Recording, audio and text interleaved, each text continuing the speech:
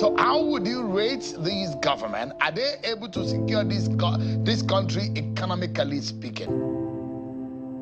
The stomach of the people and the tension on their faces will not show that. The number of young people who have no employment will not show that. The parallel state of infrastructure will not show that. The fact that our currency is highly depreciated and devalued will not show that. The higher debt will not show that. So I think that, let's just say that they are beginning to, they spend 2 years to try to settle down. I don't know what you want to do with their Minister of Finance and Minister of Budget and Planning, because they've done 2 budgets. I don't like any of the 2 budgets, and they suffer the same problem. Their budget performance last year was 2 parallels. They are in the mid-20s in their performance of the budget. So if you have 20-something% performance of your budget, it means that at best, you deliver 20-something% of the promises you made. So essentially, 7.5 of 10 promises you made failed. So that is not a good start. But I have advised them, and I'll keep advising them. 2 years is enough to make a difference. The next 2 years, we'll be fighting them because we'll be competing for the same position again from next year.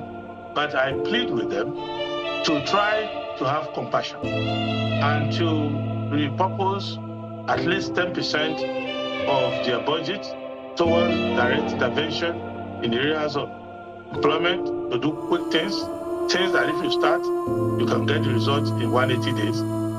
To start working with employment, start working with dealing with reducing cost of food and essential commodities, and to do something about public transportation.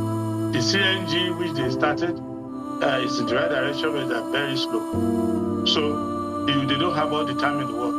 They may not have more than 4 years. They should not be deceived. There's no guarantee of a second term. I'm even working to make sure they don't get second term, and I'm still here. So there are many people like me trying to make sure they don't get second term. So they should make a golden opportunity of these 4 years that they have. They've used for half of it. It is not irredeemable. I believe that there are people in the government. For example, if you look at what the FCT minister has done, it shows to you that in this government, it is possible to get something done. And the one in Interior, some of the changes is made.